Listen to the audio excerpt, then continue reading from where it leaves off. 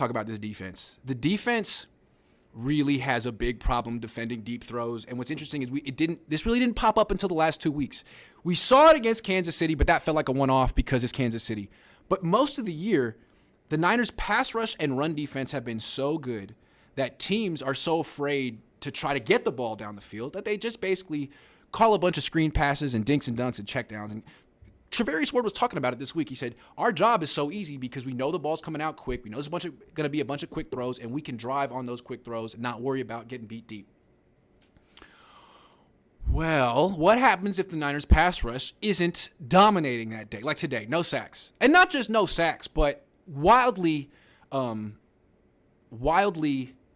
undisciplined pass rushing that allowed Jared freaking Stidham, who's probably slower than me, to rush for first downs at will and extend plays and get the ball down the field. So that's concerning. It started off with the run defense. Freaking Josh Jacobs. Wow. Hell of a player. After the game, Nick Bosa said he's the best running back he's ever faced, which means better than Christian McCaffrey because the Niners faced McCaffrey this year. Interesting. I could see that. Stronger, more powerful, almost just as quick. Hell of a runner. So with him getting 4 or 5 yards consistently on first down, the Niners were never really in that like pin your ears back and get after the quarterback 2nd and 10 kind of stuff. And so with Stidham being ahead of the chains, the run game working, him being more mobile than the Niners expected, really the Niners seeming completely unprepared for his skill set, all of a sudden, once again, we see the Niners giving up big plays down the field, open receivers, guys making contested catches. Diamador Lenore, sometimes it feels like his coverage is good, and then, boom, he gives up a 45-yard catch anyway. It seems like the best Diamador Lenore can do is run around, on the field and maybe stick with his man, but he's not going to make a play on the ball, and he's probably going to give up a catch 75, 80% of the time. And it's not just him. Now, he's clearly the weakest link in the secondary. Teams are going at him relentlessly. It's going to keep happening, especially in the playoffs. But there's Hufanga, too. Hufanga is way over-aggressive, and he gave up a touchdown today, maybe 2. And what's interesting is last year, what sunk the 49ers? Strong safety. Jaquaski Tart not getting an interception in this NFC Championship game. Now, thinking, well, Hufunga's a big upgrade, Pro Bowl player. I don't know, man. Recently, it seems like he's given up more than he's getting. What else? Trevarius Ward, good player, didn't get beat deep, but he did give up a touchdown in the red zone. Just a fade ball. He's supposed to be all over that. Jumped too soon. Mistimed his jump.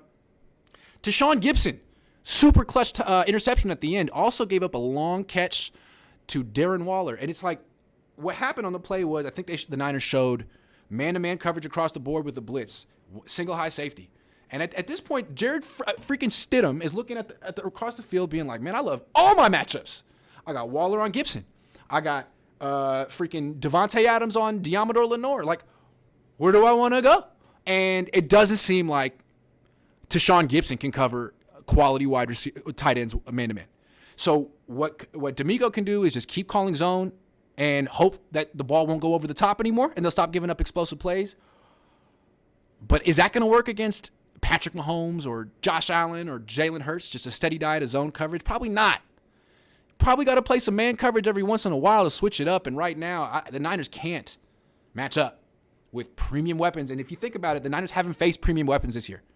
They faced Travis Kelce and Juju Smith-Schuster and Mecole Hardman, got blown out.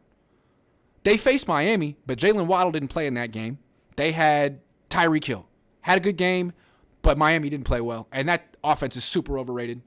Who else did they play? They played the Chargers, who are missing both their wide receivers. They haven't faced... This might be the most talented offense the Niners have faced all year, except for... It might be the most talented offense the Niners have faced all year, quarterback notwithstanding. And they're going to face offenses with this level of talent in the playoffs. And can they keep the ball in front of them?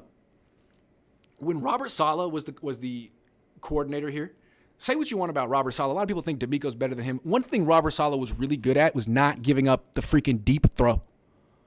He gave up way too many short throws for my taste. Actually, he was hell of a coordinator for my taste. But D'Amico seems to be, his defense gives up a lot of long throws, which, they've won 9 in a row. It hasn't burned them yet, but all it takes is one in the playoffs. And frankly, the way the Niners defense is playing, the way they consistently give up scramble lanes to quarterbacks and the way guys have been running wide open through the deep secondary.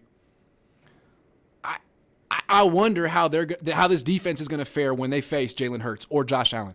How are they going to do against Josh Allen when they made Jared Stidham look like Josh Allen today? I want to know. They got to make some adjustments, and I don't know what the adjustments are. The adjustments are probably benching Lenore, but is Ambry Thomas that much better? I don't know.